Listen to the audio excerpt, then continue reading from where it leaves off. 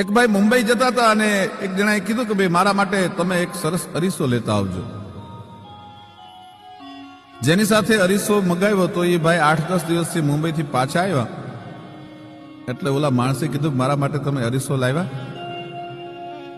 એટલે પોતાની બેગમાંથી કાઢી અને રામચરિત માનસ નામનું પુસ્તક છે એ માણસના હાથમાં મૂક્યું.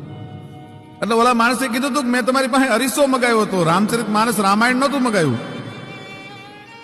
ત્યારે રામાયણ લાવનાર માણસે બહુ સરસ વાત કરી હતી કે એ અરીસામાં તો કદાચ તારો ચહેરો દેખાશે, એ અરીસામાં કદાચ ફૂલ સાઈઝ નો હોય તો તને તારું આખું શરીર દેખાશે, પણ આ રામાયણ એક એવો અરીસો છે કે એના પાને પાને તને તારું જીવન દેખાશે. તું કયું પાત્ર ભજવશી તને ખબર પડશે. દાસ કેવો હોય, દીકરો કેવો હોય, પતિ કેવો હોય, બાપ કેવો હોય, એક એક પાત્ર રામાયણના લ્યો તમે.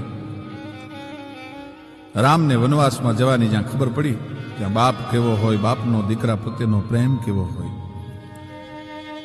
એ જી શ્રાવણે પડી વાત ને મારો રામ ગીયો વનવાસ રે, જ્યાં મારો રામ ગીયો વનવાસ, ત્યાં તો દશરથ રાજાએ એ દેહને ત્યાગ્યો ને છોડી જીવવાની આશ, બનું પિતા તો બનું જેવો, એ હતો રાજા રામને જેવો, એ બનું પિતા તો બનું એવો, એ